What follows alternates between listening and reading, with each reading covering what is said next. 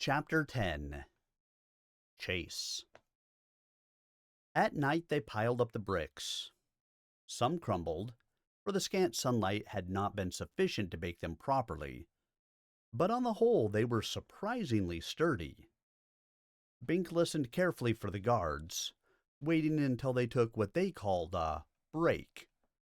Then he stepped to the top of the brick pile, braced his hands against the edge of the grate, and shoved.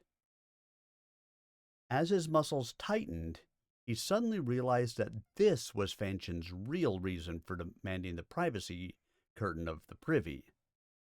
It had not been to hide her unsightly anatomy, but to hide the bricks, so that they would be preserved for this moment, this effort to escape. And he had never caught on. The revelation gave him strength. He shoved hard, and the grate rose with surprising ease. Fanchon scrambled up beside him and jammed the privy pot under the lifted edge. Ugh! Maybe some year someone would develop a pot that smelled of roses. But it did the job. It supported the grate as he eased off. Now there was room to scramble out. Bink gave her a boost, then hauled himself up. No guards saw them. They were free.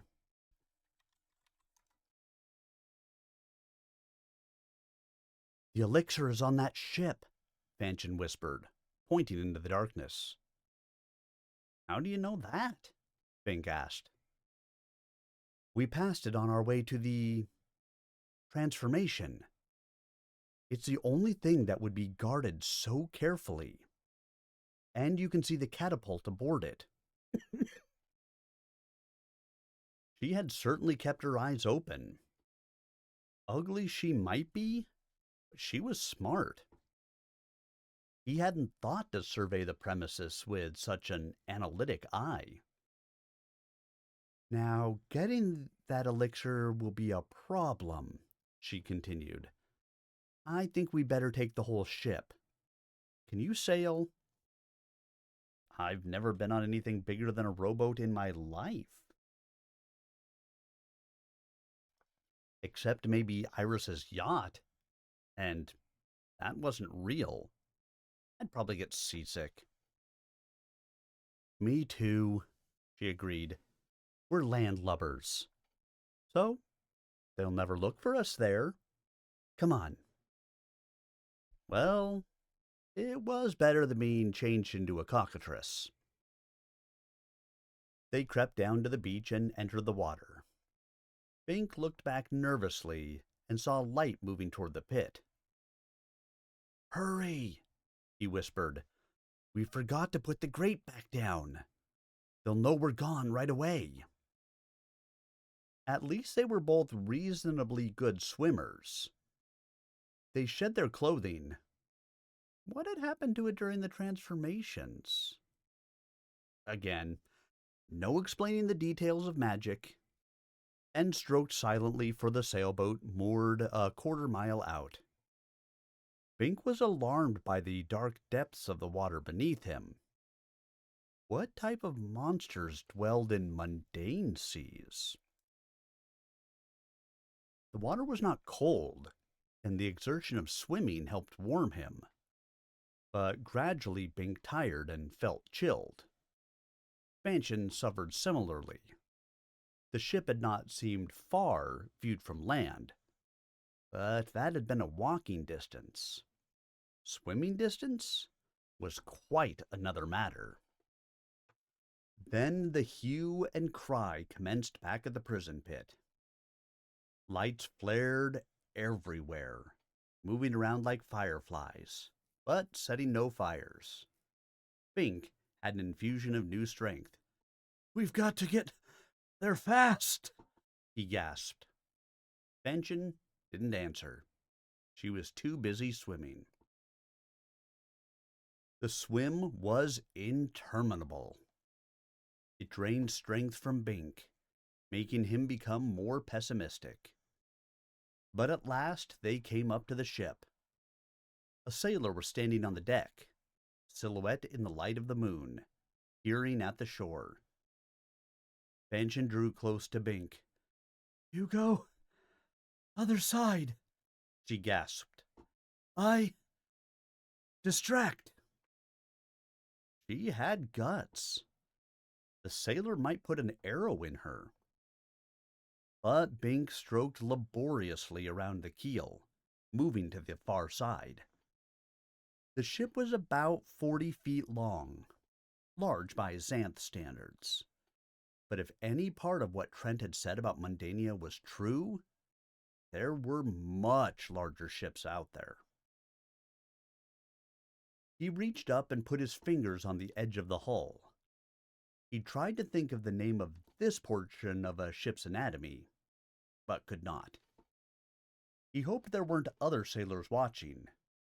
He had to haul himself up slowly over the gunwale. That was the name, so as not to rock the boat. Now Fanchon, with superlative timing, made a clamor, as of someone drowning. The sailors went to the rail, 4 of them in all, and Bink heaved himself up as silently as he could. He scraped, for his muscles felt leaden, unresponsive.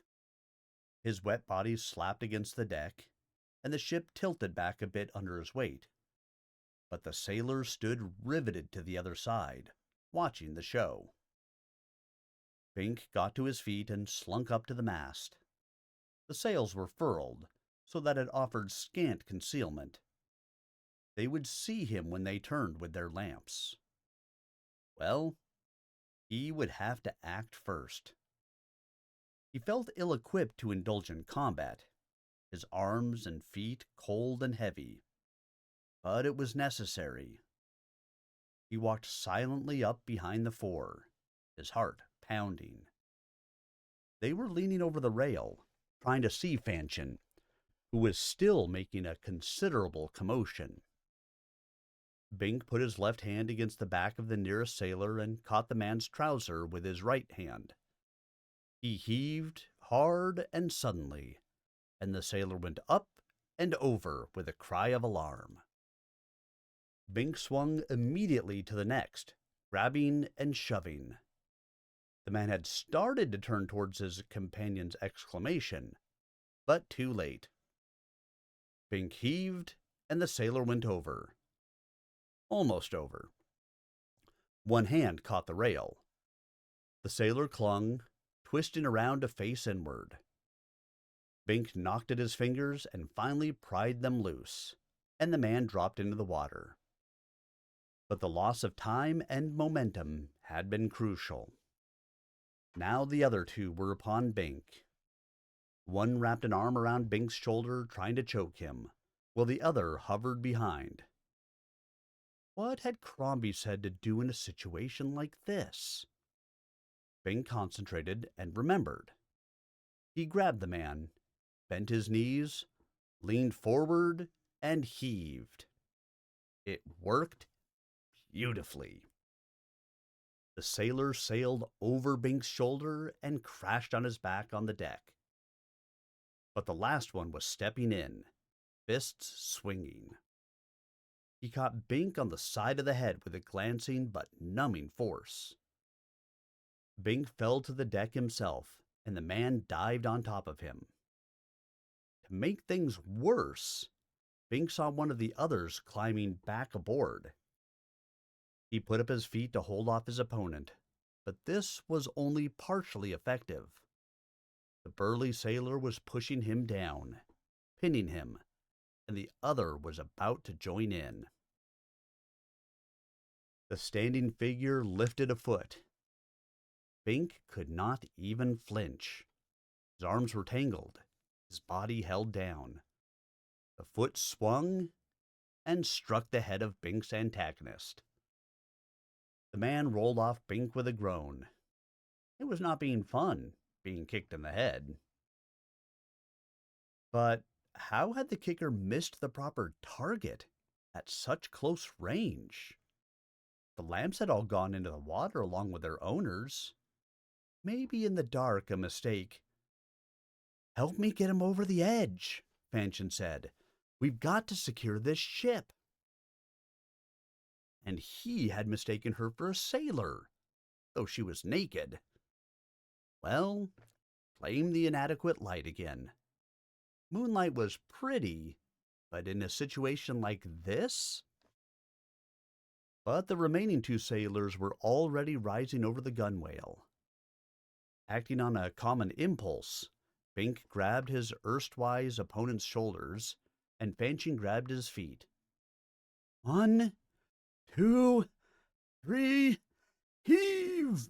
She gasped. They heaved almost together. The man swung up and into his two companions. All three went over the edge to splash in the sea. Bink hoped they were all lively enough to swim. The fourth one lay on the deck, apparently unconscious. Pull up the anchor, Fanchon ordered. I'll get a pole. She ran to the ship's cabin, a lean figure in the moonlight. Bink found the anchor chain and hauled on it. The thing snagged infuriatingly, because he did not know how to make it let go. But finally he got it up. What did you do to this guy? Fanchon demanded, kneeling beside the fallen sailor. I threw him. Crombie showed me how. Crombie? I don't remember. A soldier I met in Xanth. We got caught in a hailstorm, and I was going back after Dee, but, well, it's complicated. Oh, yes, you did mention the soldier. She paused. Dee? You went after her? Why? She had run out into the storm and, well, I liked her. Then, to cover up what might have been taken as a slight to his present company, who had shown extreme sensitivity about such things before, he said, What happened to the other sailors? Did they drown? I showed them this, she said, pointing to a wicked-looking boat-hook. They swam for shore instead. We'd better get moving, if we can figure out the sail. No, the current is carrying us out. Wind's the wrong way. We'd just mess it up, trying to handle the sails when we don't know what we're doing. Bink looked across at the other ship. Lights were on it. Those sailors didn't swim ashore, he said. They went next door. They'll be coming after us, under sail. They can't, she said. I told you, the wind. But now it was unmistakable. The other sail was being spread. They were using the wind. We'd better find that elixir, she said. Yes. He had forgotten about it. But for that, they could have run across the land and been lost in Mundania. How could he have lived with himself, buying his own freedom while leaving Xanth subject to the siege of the evil magician? We'll dump it overboard. No! But I thought, we'll use it as hostage. As long as we have it, they won't close on us. We'll take turns standing on the deck and holding the vial over the sea so they can see us. If anything happens to... Beautiful! He exclaimed. I never would have thought of that. First, we have to find our hostage. If we guessed wrong about the ship, if they put the catapult on this one and the elixir on the other, then they wouldn't be chasing us, he said. Yes, they would. They need the catapult too. And most of all, they need us. They searched the ship. In the cabin was a chained monster of a type Bink had never seen before. It was not large, but quite horrible in other respects. Its body was completely covered with hair, white with black spots, and it had a thin tail, floppy black ears, a small black nose, and gleaming white teeth. Its 4 feet had stubby claws. It snarled viciously as Bink approached, but it was chained by the neck to the wall, its mad leaps cut brutally short by that tether. "What is it?" Bink asked, horrified. Fanchon considered. "I think it's a werewolf." Now the creature looked halfway familiar. It did resemble a werewolf, fixed in its animal stage. Out here in Mundania? Well, it must be related. If it had more heads, it would be like a Cerberus. With only one head, I think it's a dog. Bink gaped. A dog? I think you're right. I've never actually seen a dog before. Not in the flesh, just pictures. I don't think there are any in Xanth today. There used to be, but they must have migrated out. Through the shield? Bink demanded. Before the shield was set up, of course. Though I'd thought there were references to dogs and cats and horses within the past century. I must have misremembered the dates. Well, it seems we have one here now. It looks vicious. It must be guarding the elixir. Trained to attack strangers, she agreed. I suppose we'll have to kill it. But it's a rare creature. Maybe the only one left alive today. We don't know that. Dogs might be common in Mundania. But it is rather pretty, once you get used to it. The dog had quieted down, though it still watched them warily. A small dragon might watch a person that way, Bing thought, if that person were just outside its striking range. With the proper break, the person might come within range. Maybe we could revive the sailor and have him tame it, Bing said. The animal must be responsive to members of this ship's crew. Otherwise, they could never get at the elixir. Good idea, she agreed. The sailor had finally recovered consciousness, but he was in no condition to resume the fight. We'll let you go, Fanchon told him, if you tell us how to tame that dog. We don't want to have to kill it, you see. Ooh, Jennifer? The man said dazedly. Just speak her name. Pat her on the head and feed her. He lay back. I think my collarbone's broken. Fanchon looked at Bink. Can't make him swim, then. Trent may be a monster, but we aren't. She turned back to the sailor. If you will give your word not to interfere with us in any way, we'll help you recover as well as we can. Deal? The sailor didn't hesitate. I can't interfere with you. I can't get up. Deal. This bothered Bink.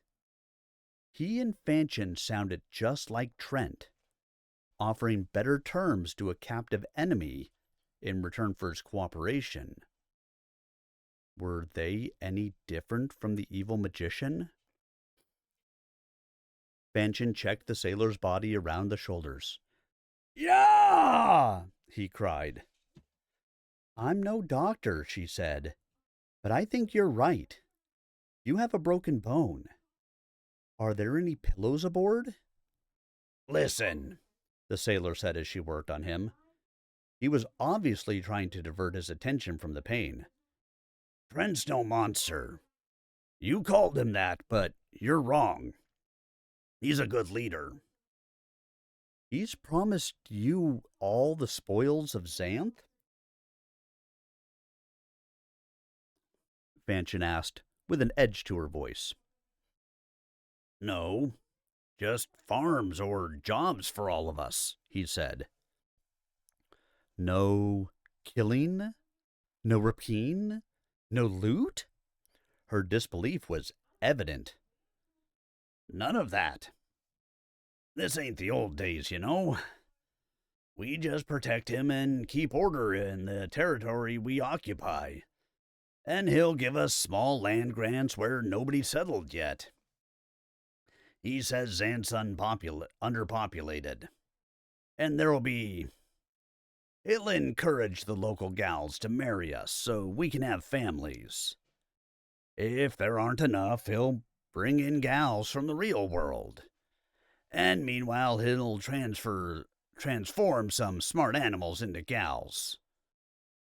I thought that was a joke, but after what I hear about those He grimaced. I mean those He shook his head and grimaced again in pain. Keep your head still, Fanchon told him, too late. It's true about the cockatrice and basilisk. We were them. But animal brides? Oh, it wouldn't be too bad, miss. Just temporary until real gals arrived. If she looks like a gal and feels like a gal, I wouldn't blame her for being a bitch before. I mean, some gals are bitches. What's a bitch? Pink asked. A bitch? You don't know that? The sailor grimaced again. Either he was in considerable pain, or it was a natural expression. A female dog, like Jennifer. Hell, if Jennifer had human form. Enough, Fanchon muttered. Well, anyway, we'll get homesteads and settle in, and our kid will be magic. I tell you, it's that lass that recruited me. I don't believe in magic, understand? Or, I didn't then. But I remember the fairy tales from when I was a little tyke. About the princess and the frog, and the mountain of glass, and the 3 wishes. Well, look, I was a metal worker for a crooked shop. Know what I mean? And I really wanted out of the rat race. Bink shook his head silently. He understood only part of what the sailor was saying, but it did not make Mundania look very good. Stores that were built off balance, crooked? Rats that raced.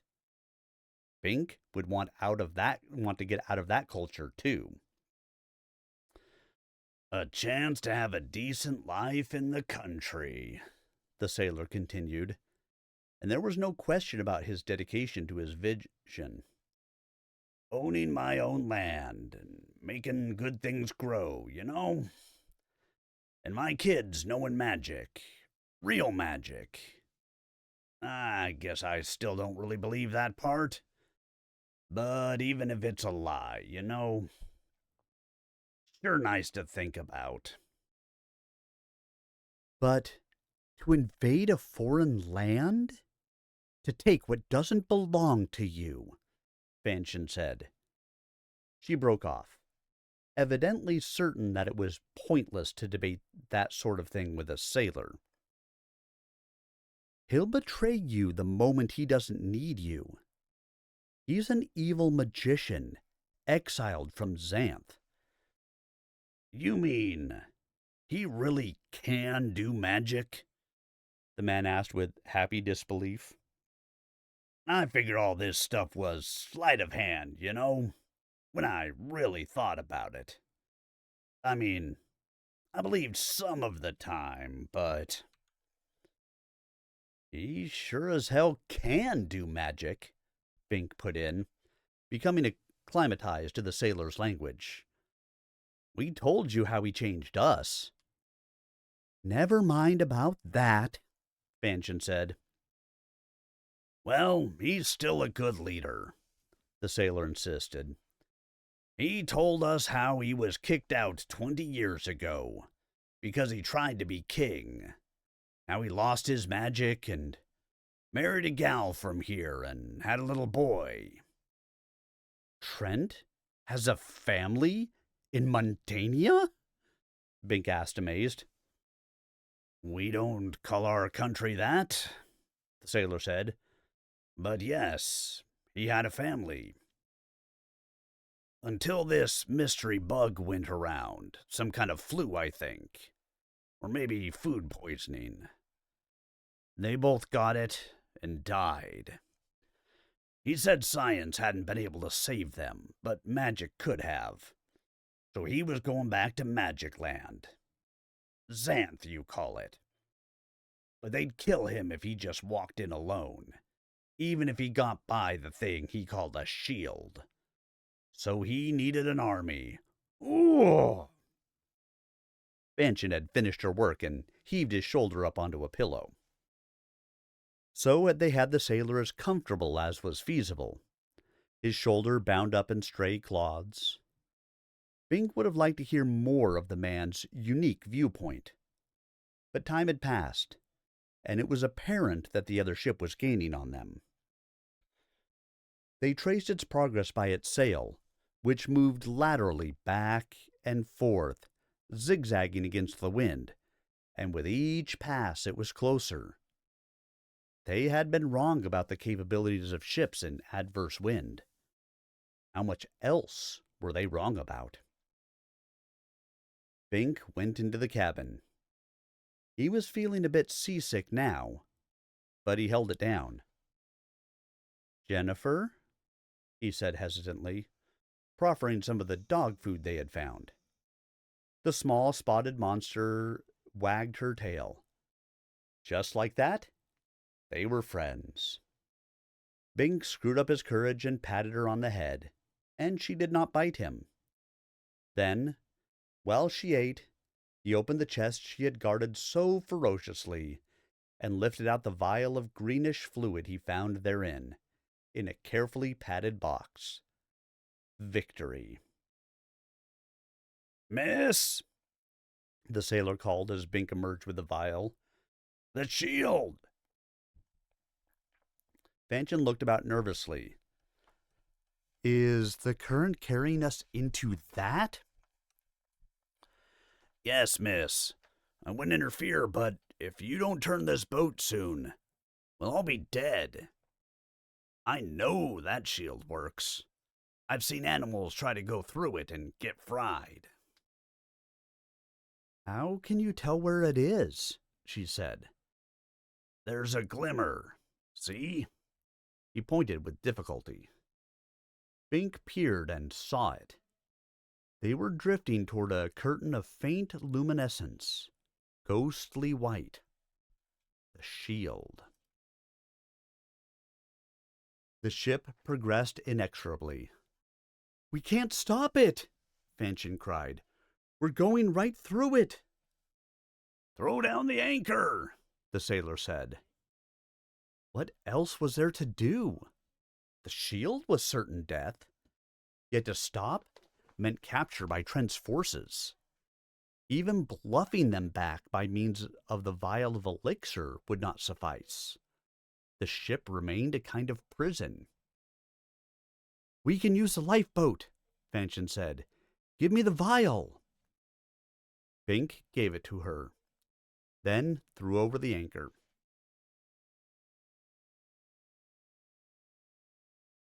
The ship slowly turned as the anchor took hold. The shield loomed uncomfortably close, but so did the pursuing ship, Now it was clear why it was using the wind instead of the current. It was under control, in no danger of drifting into the shield. They lowered the lifeboat. A reflector lamp from the other ship bathed them in its light. Fanchon held the vial aloft. "I'll drop it!" she screamed at the enemy. "Hit me with an arrow! The elixir drowns with me!" "Give it back!" Tren's voice called from the other ship. "I pledge to let you both go free." "Ha!" she muttered. "Bink, can you row this boat yourself? I'm afraid to set this thing down while we're in range of their arrows. I want to be sure that no matter what happens, they don't get this stuff." "I'll try," Bink said. He settled himself, grabbed the oars, and heaved. One oar cracked into the side of the ship. The other dug into the water. The boat skewed around. "Push off!" Fanchon exclaimed. "You almost dumped me." Bink tried to put the end of one oar against the ship to push, but it didn't work because he could not maneuver the oar free of its oarlock. But the current carried the boat along until it passed beyond the end of the ship. "We're going into the shield!" Fanchon cried, waving the vial. "Row! Row! Turn the boat!" Bink put his back into it.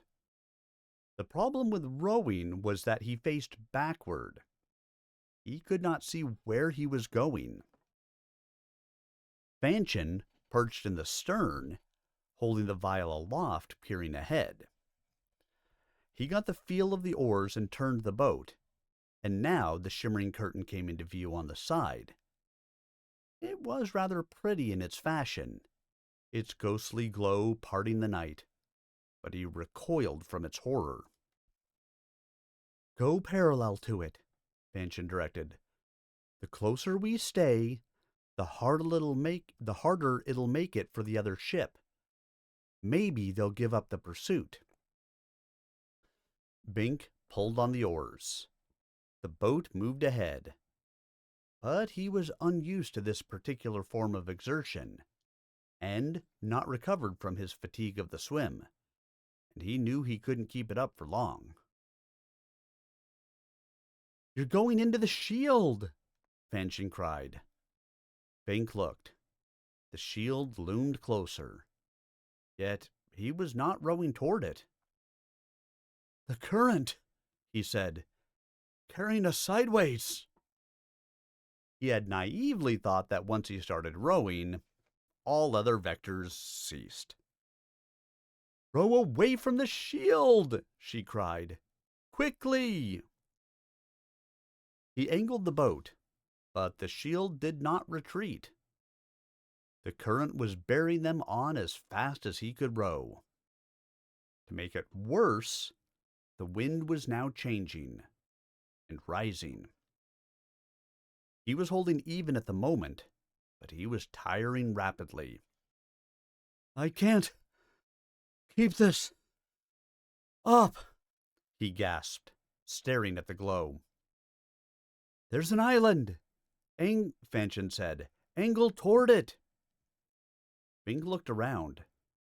He saw a black something cutting the waves to the side. Island? It was no more than a treacherous rock. But if they could anchor to it... He put forth a desperate effort.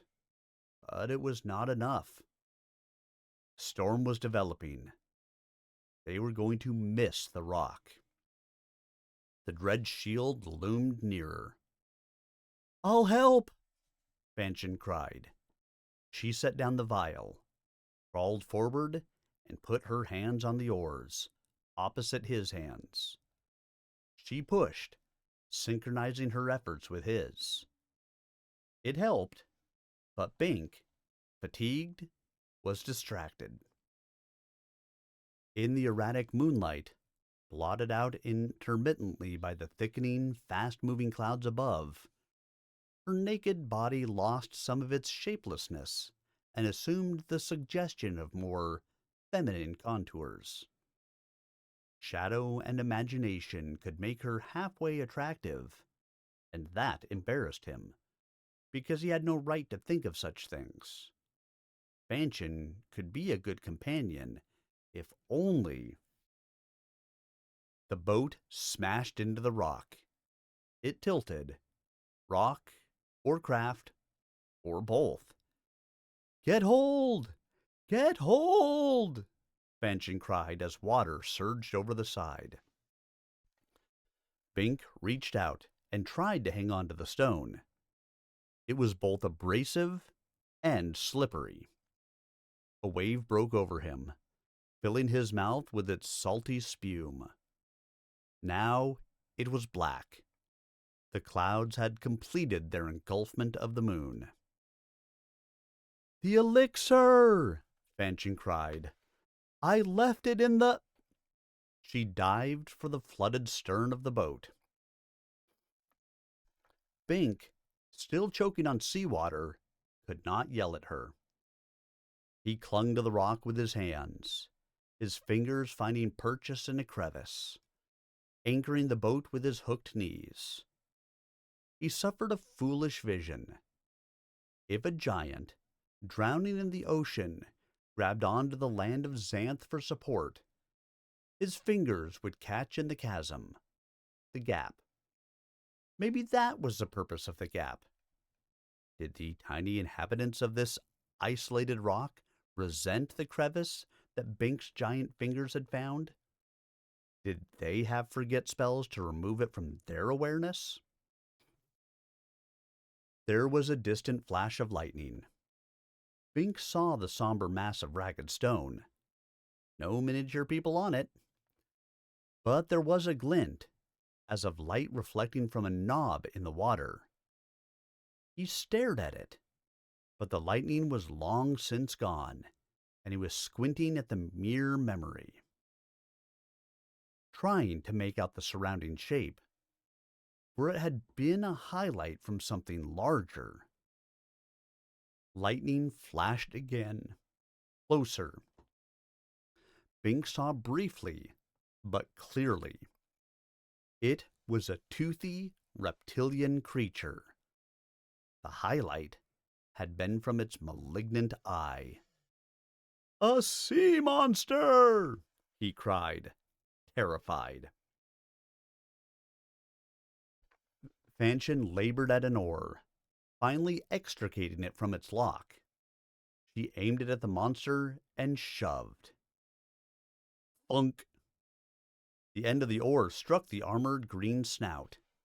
The creature backed off. "We've got to get away from here," Bink cried. But as he spoke, another wave broke over them. The boat was lifted and wrenched away from his feet.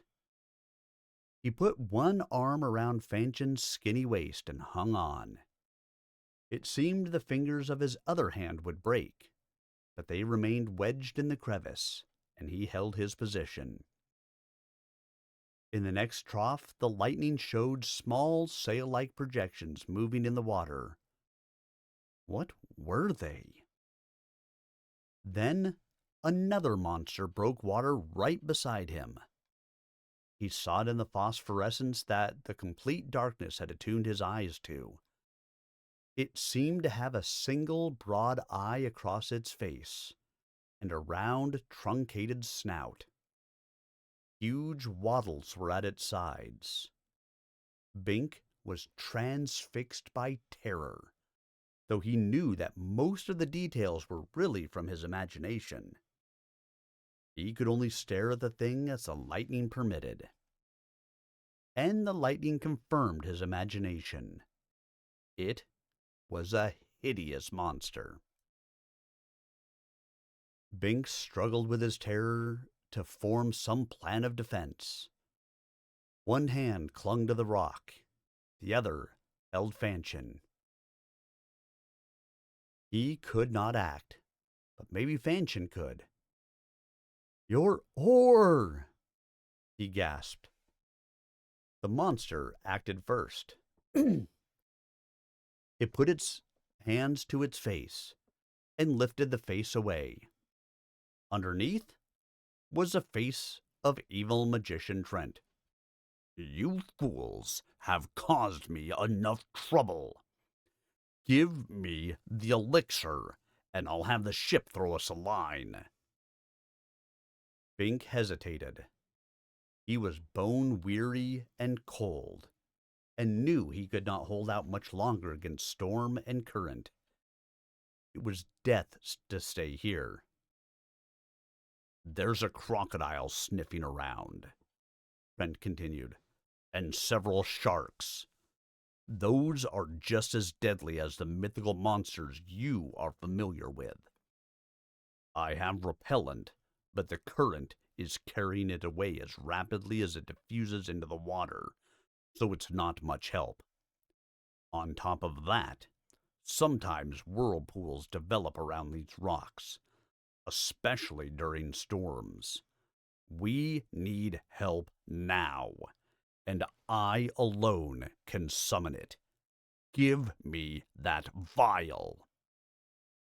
Never! Fanchon cried. She dived into the black waters. Trent snapped the mask back over his face and dived after her. As he moved, Bink saw that the magician was naked, except for his long sword strapped to a harness. Bink dived after him, not even thinking of what he was doing. They met in a tangle underwater. In the dark and bubbly swirl, there was nothing but mutual mischief. Bink tried to swim to the surface, uncertain as to what foolishness had prompted him to dive here, but sure that he could only drown himself. But someone had a death grip on him. He had to get up, to get his head in air so he could breathe. The water had hold of them all, carrying them around and around. It was a whirlpool, an inanimate funnel monster. It sucked them down, spinning into the depth of its maw. For the second time, Bink felt himself drowning, and this time he knew no sorceress would rescue him.